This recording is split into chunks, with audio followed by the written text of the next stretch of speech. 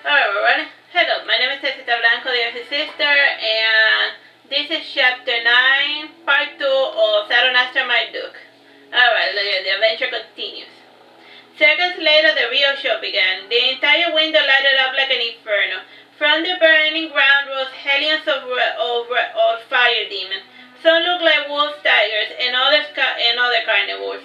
Others bore the semblance of mythical beings. Their skins looked like searing hot iron. From the sky too came other demons. These ones were ice demons. Some were tiny flying serpents, and others ravenous birds of prey. They looked like living ice sculptures. The flames bellowed, made them glisten most beautifully. I noticed that most of the priests I had seen during the mass had gone out to exorcise the demons. Luckily, the high priest was still in his high tower. We had the tower deserted. We carefully made our way to the top. From time to time, we would peep out into random rooms. They were all full of curiosities and other tiny little trinkets.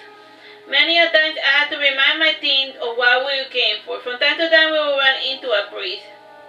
The first one, Lluvia, tried to snipe him out. However, even with an arrow through his skull, the healing aura of the tower cured him. As such, whenever we ran into someone, we simply threw him out the window. Things were proceeding going smoothly. These elves that practiced the healing art had no offensive spells. We still made certain to stay on our toes just in case. Eventually, we made it to the last floor. Slowly, I opened the door and peeped inside. The room had a dome roof. It was hollowed out, revealing the night sky. Hovering on top floated a single star suspended by 5 golden links connected at its base. In the center of the room there was a burning fire. On the left side there was an altar, and on the right there was a garden. The second I put my foot through the door, the potion's effects wore off. Cursing, I got outside the room, and the potion's effect reactivated. The others still saw the change. Cursing under my breath, I said, "Damn, we are stepping on sacred ground. I guess we will have to do this the hard way." Bruno, Fletcher, guard the door. Lluvia, come with me. Following my instructions, the bears planted themselves before the door with their shields and swords raised. I then said to Lluvia, "Even if your headshot doesn't kill him, it may still stun him enough for me to throw him out of the tower." Licking her lips, Lluvia added, "We should treat the guy, too, before we throw him out, just in case he has the spellbook in his person." "I agree," I answered. With this plan in mind, we slowly made our way towards the fire. Using it to mask our footsteps, we made our way towards the hidden area behind the fire. Behind it, we saw the typical mage's living quarter. It had some bookcases against the wall, a writing desk, a comfortable chair, and a bed. Our target was in the middle of reading one of his spellbooks. I could see him forming the words of magic beneath his breath. This was the perfect chance to shoot him.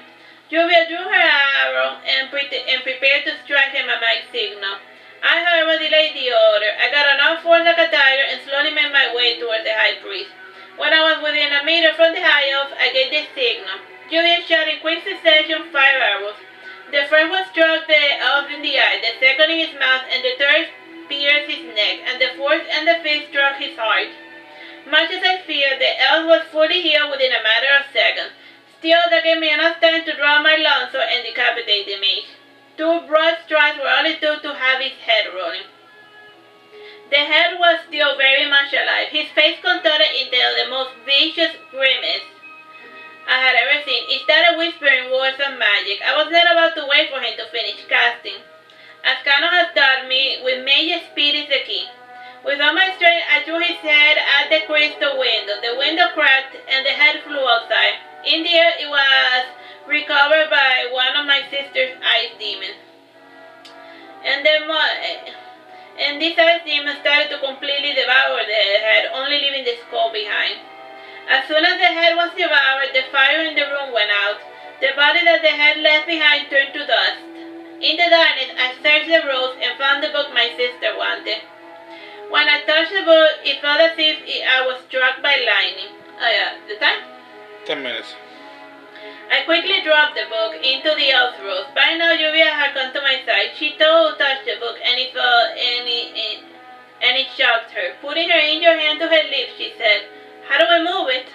"I have an idea," I responded. Using the wide side of my cape, I grabbed the magic book within them. I then said to Lluvia, "Well, it's secure. Let's go." We went back to the others and reported the news. Now all that was left was to deliver the book. As we went down the tower, we started noticing something odd. It was as if the place was starting to age and corrode at an alarming speed. With fear in the words, we heard a footstep. While running, one of the steps collapsed below me, and I nearly fell to the room below. Luckily, Bruno was there to grab me before I fell. By the time we reached the second floor, we saw that the windows we had entered was now broken. It seemed as if the regenerative spells all over the place were breaking down, and after the death of the high priest. Together we made our way down, and by now the place was free of demons. The entire priest's body had returned to the tower. The entire priest's body had returned to the tower to check on their master. Below the window, we were greeted by my dear sister. Like before, she was having tea with her fire and ice demon. When we saw her, we took our respective seats. Laughing, I said, "Don't you see we're gonna stand out?" The fire demon said, "Don't worry. They see us not." The ice demon said, "Worry not. They do not feel us." The second we drank the tea, we became back to our old selves. Relaxed, and we had sweets and pastries with our tea. All the while, the elves were in the middle of fighting Bersamis' army. From time to time, an elf circle would pass right through us. It was as if we were there, but not really there, smiling more than us. "Would you like to enter the fray?" Bruno got another large bite of cake and he said, "Not really. I'm feeling kind of lazy right now." "Yeah, we didn't know," said Lluvia, sipping her judgmental tea. Once we were done eating, I gave the magic book to my sister. She passed her hand over the plain white cover.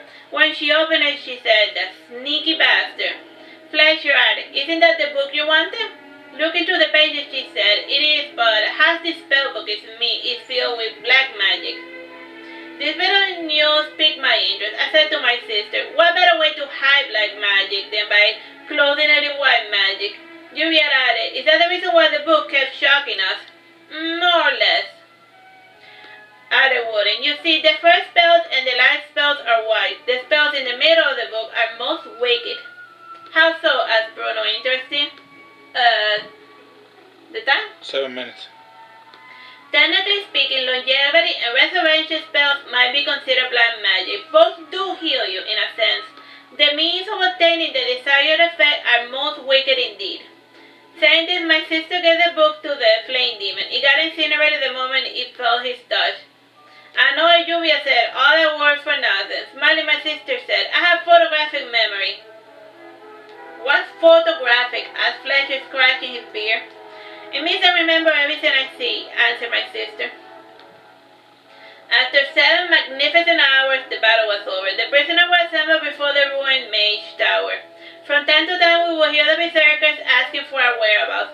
Regretting that we could not prolong our meal any longer, we departed the magic shield. Before we left, my sister said, "Wait, I need you guys for one last thing." In a high-pitched whining voice, Lluvia said, "What now?" "Help me flip the table over," she said, grabbing the ends. Between our group and the demons, we carefully tipped the table over. The bottom part of the table had a large circular mirror. Wooden kissed my cheek, and she said, "Well, goodbye, my brother. After we go to the mirror, break the glass for me, won't you?" After she said this, she sent through the mirror. Her demons followed after her. When she was gone, I smashed the mirror with my sword. Seconds later, our comrades became aware of us. My crew was the first to see me, and they came over to greet us. They had feared that we had died. After many salutations, I said to the twins who were left in charge, "Any fatality?" Roller responded, we lost 3, sir." "Any injured?" I asked. Roy said, 5 lost a few limbs. They will never be able to fight again. 10 others have injuries of little consequence. The rest are more or less in one piece. "Are they being taken care of?" I asked. "Abby and Belladonna are attending to their wounds. We fare off better than the horde that was commanded by Bersame," answered Damon. "How so?" I asked.